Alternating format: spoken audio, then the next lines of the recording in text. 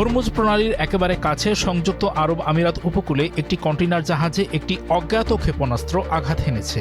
12 মার্চের ওই ঘটনায় জাহাজটিতে আগুন ধরে যায়। পারস্য উপসাগরে চলাচলকারী জাহাজগুলোর উপর গত 2 দিনে এটি 6ষ্ঠতম আঘাতে হানার ঘটনা। ইরান ওই অঞ্চলে তেলের ট্যাঙ্কার, কার্গো জাহাজ এবং জ্বালানি সরবরাহকারী নৌযানের ওপর তাদের আক্রমণের মাত্রা বাড়িয়ে দিয়েছে।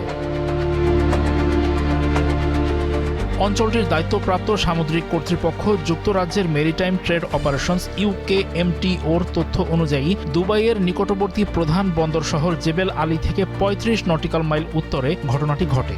সংস্থাটি জানিয়েছে অন্ধকারের কারণে ক্ষয়ক্ষতির পূর্ণাঙ্গ মূল্যায়ন করতে অসুবিধা হয়েছে, তবে জাহাজের সকল সদস্য নিরাপদ রয়েছেন। এক্সট্রিম মশার কয়েল প্ল্যান্ট ফাইবার দিয়ে তৈরি, ডেঙ্গু, চিকুনগুনিয়া বাহি সহ যে কোনো মশার বিরুদ্ধে দেয় এক্সট্রিম সুরক্ষা।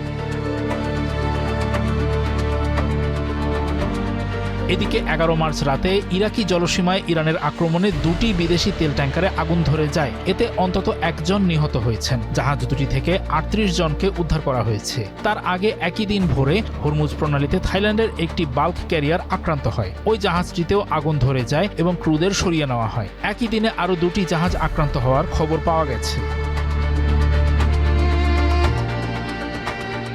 এমন পরিস্থিতিতেও নিজেকে বিজয়ী মনে করছেন মার্কিন রাষ্ট্রপতি ডোনাল্ড ট্রাম্প।